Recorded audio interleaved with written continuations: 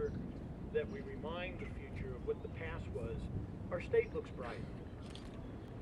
And the commitment to service looks brighter. And I think what we can all look forward to in true optimism in Arizona is Arizona is not like any other place.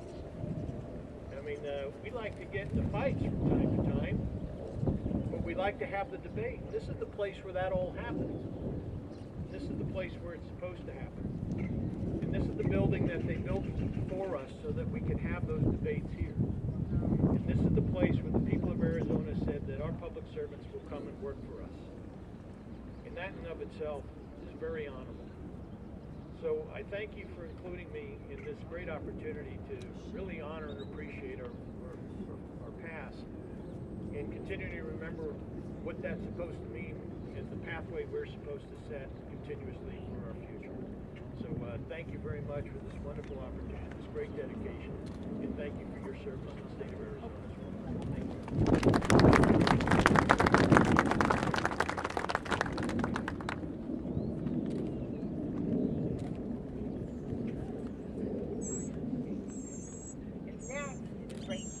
I get to introduce Jim Drake, who is our Assistant Secretary of State. He is kind enough to talk to us today about the importance of historic preservation, especially at the state capitol building. So let's please welcome him now.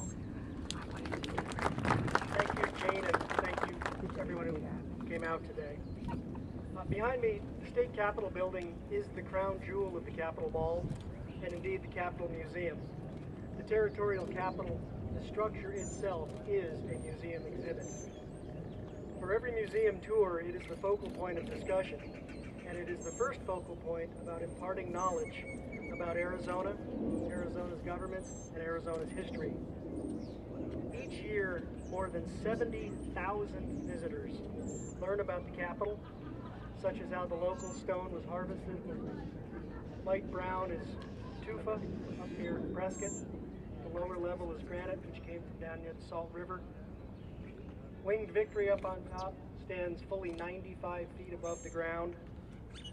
Additionally, I know we've all experienced this phrase when you're talking to someone on the phone and you tell them you work at the state capitol and you invite somebody down. They always say, "Oh, I know where you're located. My son or daughter was there on a field trip for 4th grade." So the structure behind us has great importance for the young and the old. In 1901, the state built this 40,000 square foot space. It's 182 feet and a half long, 80 feet deep, at a cost of $135,000. Today, that would be $3,454,684.80. Incredible foresight by the legislature in 1974, in light of the United States pending bicentennial, led to the expenditure of $3.4 million, coincidentally, to restore the Capitol to as you see it today. At the time, the Capitol Museum building became a state part of the state library, and the library was given oversight of this regal building. It is the desire of the Secretary of State's office to maintain and expand visitorship of the museum and the experience and the attendant civic lessons to all our 4th graders. We don't want to see that diminished in any way. Wait till you see our World War II and Impact on Arizona exhibit. It's coming in December of 2013. We hope you all come back. Special congratulations are in order for the Daughters of the American Revolution, Cactus Run chapter, and the active and very well, we love you guys from the Museum Guild. Thank you for all you do, and thanks for having us out here today. The Secretary of State's office and the stewardship that we have with the library, we take this structure very seriously, and we want to see it live on for another 100 years. Thank you.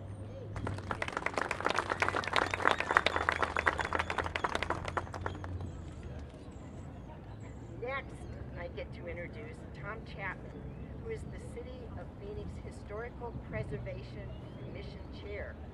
Tom has been active in community and civic affairs for the past 20 years. Welcome, Tom. Mr.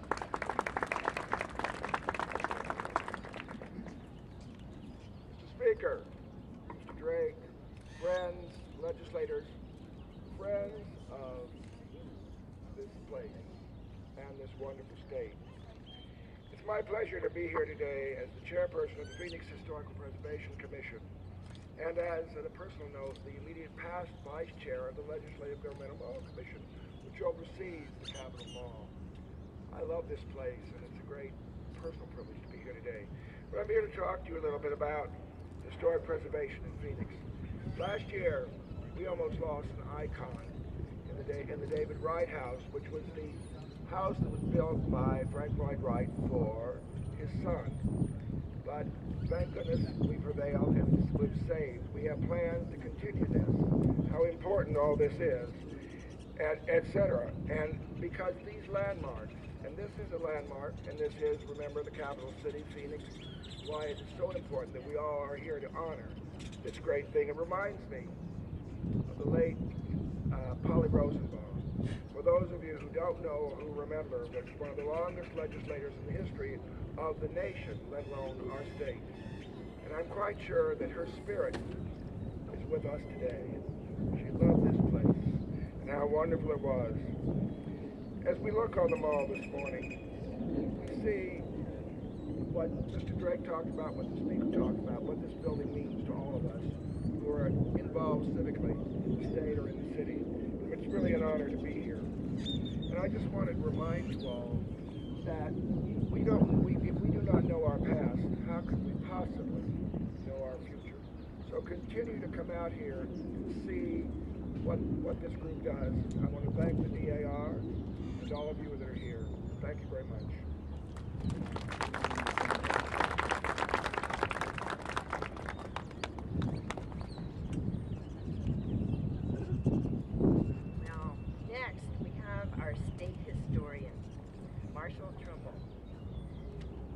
Also an American author, singer, and a community college professor. In addition to his position as director of the Southwest Studies at Scottsdale Community College, he's a popular speaker. He's actually going down to Sierra Vista. It will be most interesting to hear about winged victory. Welcome, Martin. Thank you, Gene. It's a pleasure to be here. Mr. Speaker, the rest of you, good morning. What a day we have here. And I'm honored to be here. And I want to take a moment to thank the DAR. Many of you probably don't even know, but they adopted me a few years ago and found out I didn't know a whole lot about my past. And I learned from them that my ancestry went all the way back to a bunch of Scots-Irish landed in Virginia in 1720. So I got a whole lot of things to brag about, but I won't today. Anyhow, in 1901, when this wonderful building was dedicated, on top was this graceful weather vane, and they called her Winged Victory. And for many years, she's been there, and some of those earlier years were a little bit rough because when the Washington Street used to be pretty wild and woolly in the early days of statehood, and the cowboys would sometimes get loaded to the gills down there in those bars, and they'd get on their horses and come loping down Washington Street, and since she was a weather vane, they took great delight in firing bullets at her wings, seeing if they could make her dance. You know, that's an old cowboy tradition. In this case, it was make her spin a little bit. Now, a lot of us thought that might just be a tall tale started by somebody like me, but I didn't start that rumor, for one thing, and it's nice to know that when they did some refurbishing many years later, they did find bullet marks on Winged Victory's wings. So it did prove that that was one urban legend, I guess, that did turn out to be true. Well, she kept turning, and it's remained many years as a weather vane, but some stuffy legislator saw her, noticed that the prevailing winds about the time the legislature was in session had her constantly turning her backside. And somebody, Mr. Speaker, took exception to that. I can't imagine. I get that all the time. Yeah. Didn't have a sense of humor, but they thought, why, she's turning her back on us. And they actually, believe it or not, had her welded in place. And there she remained welded in place for many years until we had more legislators with senses of humor, I guess. And they went up there and freed her. And ever since, I remember when that all happened, and ever since, not a time, I don't come here and I look up there to make sure she's turning. And this morning, for example, I was walking down the walk here and I looked up and she had turned her backside to me. And I paused and I looked up and was giving her, looking at her with great admiration. It's a guy thing. And I swear this is true, she turned around and winked at me. So, we have such a beautiful building here. I never tire looking at it or going through the museum, and I encourage you to tell everybody you meet, come and see our museum and come and take a tour of our Capitol building. We've got great tour guides here, and you won't regret it. So again, thank you for having me, and I'm on the way to Sierra Vista in a few minutes.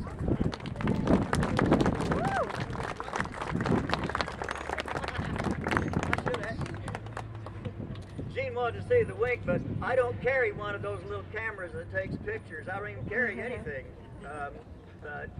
But I would have gotten it on film for you just to prove it, but I wasn't able to.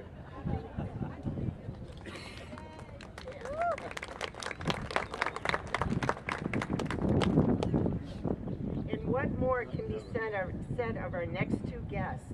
The first governor of Arizona, Governor George Hunt, and the first woman to hold an office in Arizona, territorial government. Not sure what to say about these two, but let's listen.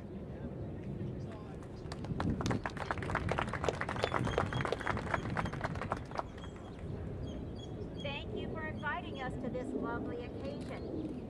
Mr. Hunt. Many people do not really think that I was the first territorial governor, historian, but I was not. The legislature in 1909 decided to make the position of territorial historian a paid position. And I was under consideration, I might add, but some people in the legislature had different ideas about that. And so Mr. Windsor was appointed as the first territorial historian. But that didn't last long. When the new governor came in 3 months later, he appointed me. And so I remained the territorial historian for the rest of the time until Mr. Hunt came in as governor. I guess I should thank Mr. Hunt and his friends for not allowing my career to peak too soon. However, as this was the home of the legislature and the government, I didn't spend much time here. I, as a historian, got out there into the towns and the mining villages and every place I could to record the history of our state and its people. As a matter of fact, I even made one historic trip up to the Strip area up above the Grand Canyon. And that was a trip. I mean, these traveling conditions were not very beneficial to my health, I might add. As a matter of fact, that trip, I finally found out why our early pioneers got up so early. And it wasn't because of their virtues, it was because they couldn't sleep. I tell you, I didn't need to be called to get up in the morning. I was ready to get up in the morning. I don't know that I slept too much. And I didn't need a professor of anatomy to tell me how many bones I had. I felt every one of them. And they all hurt. But I did enjoy being a historian here. And it was